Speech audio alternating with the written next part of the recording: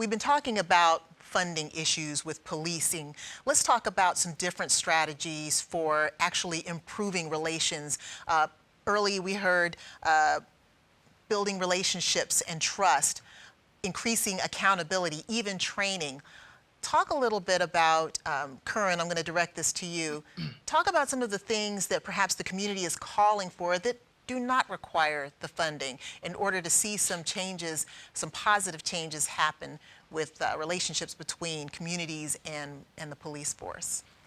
Yeah, sure. So some of the things that the communities are calling for is a reconciliation board, like they did in South Africa after apartheid, to move forward past this problem of police brutality, systemic racism. We first have to address the problem and acknowledge that there is a problem. For individuals to still say it is not systemic racism in the 21st century is definitely those who are shying away from fixing the problem.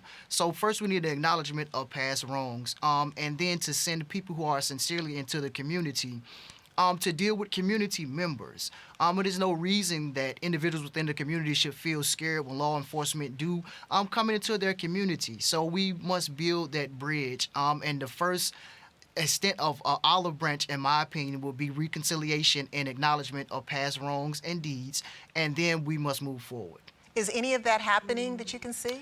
Across the board, what I have seen, none of that is happening. I've seen fluff talk amongst individuals in particular communities, but to say real sustainable conversations and the hard conversations are not being had. Sheriff Birkhead, what is happening on your end? What is your department doing to try to build relationships and trust and to train officers and your personnel to improve relationships?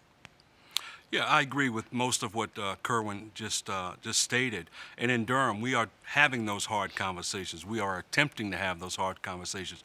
As you know, communication is a two-way street. So when we hear that people are afraid of the police, we really try to go into those communities and build those relationships, have those hard conversations.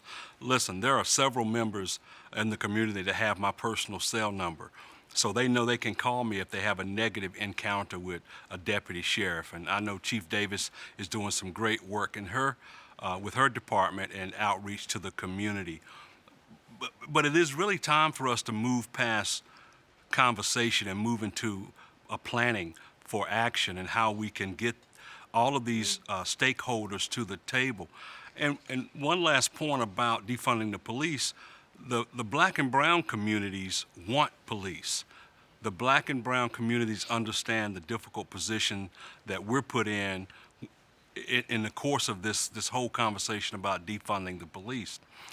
And you're correct. It is time to have meaningful conversation across the board, particularly with our elected officials, which I'm one, to talk about how we move from protest to action and really start having some hard, honest conversations, real talk, as the young people say, about what does law enforcement look like in every community and how do we develop these relationships moving forward.